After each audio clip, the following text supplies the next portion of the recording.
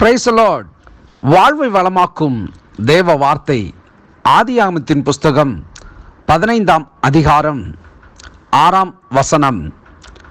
அவன் கர்த்தரை விசுவாசித்தான், அதை அவர் அவனுக்கு நீதியாக எண்ணினார் என்று இந்த புஸ்தகத்திலே நாம் பார்க்கிறோம்.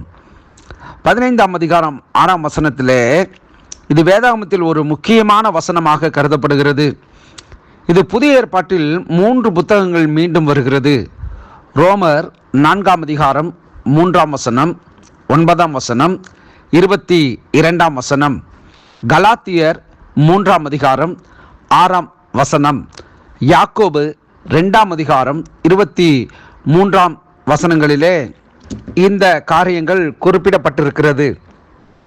ஆபிரகாமை அவருடைய பயபக்தி அல்லது தேவ அழைப்புக்கு கீழ்ப்படிதினாலே நீதியாக எண்ணவில்லை, அவருடைய விசுவாசத்தினாலே தான் நீதியாக எண்ணினார்.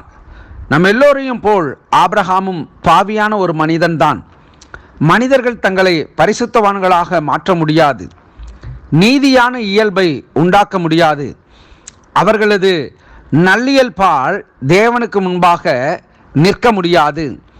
ஏசாயா 64ஆம் அதிகாரம் 6ஆம் வசனம், எரேமியா 13ஆம் அதிகாரம் 23ஆம் வசனம், ரோமர் 3ஆம் அதிகாரம் 10 முதல் 12 வசனங்களை நீங்கள் வாசித்து பாருங்கள். ஆனால் நாம் தேவனையும் அவருடைய வாக்குறுதிகளையும் நம்பினால் தேவன் நம் விசுவாசத்தை நீதியாக எண்ணுவார். இதே ரோமர் புஸ்தகம் 3ஆம் அதிகாரம் 22ஆம் வசனம், 5ஆம் அதிகாரம் 1ஆம் வசனம். அவர் நம் மீது அவருடைய பரிபூர்ண நீதியை பொழிகிறார். ஏசாயா 61ஆம் அதிகாரம் 10ஆம் வசனம். ஏன் வசனங்களாய் சொல்லிக் கொண்டிருக்கிறேன் என்று சொன்னால், இந்த வசனத்துக்குரிய காரியங்களை நீங்கள் இந்த வசனங்களை வாசித்து தெரிந்து கொள்ளும்படியாக நான் இவைகளை உங்களுக்கு சொல்லுகிறேன். இந்த வழியில் தேவன் ஆபிரகாமுக்கு செய்தது போல் நம்மை அவருடைய முன்னிலையில் தகுதி உள்ளவர்களாக அவர் மாற்றுகிறவராயிருக்கிறார். நம்முடைய வாழ்க்கையிலே தேவனை நாம் விசுவாசிக்கிற பொழுது அதை நமக்கு நீதியாக அவர் எண்ணுகிறவராய் காணப்படுகிறார்.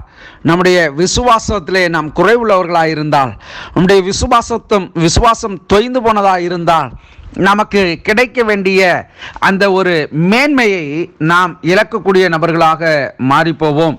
ஆனால் ஆபிரகாம் எப்படி தேவனை விசுவாசித்தானோ, அது எப்படி அவனுடைய வாழ்க்கையிலே நீதியாக எண்ணப்பட்டதோ, நம்முடைய வாழ்க்கையிலே தேவனை நாம் விசுவாசித்து தேவனுடைய அனுக்கிரகம் அல்லது தேவனுடைய ஆசீர்வாதம் அல்லது தேவனுடைய நன்மை முழுவதுமாக நாம் அனுபவிக்கும்படிக்கு தேவன் அனுக்கிரகம் பாராட்ட வல்லமையுடையவராயிருக்கிறார்.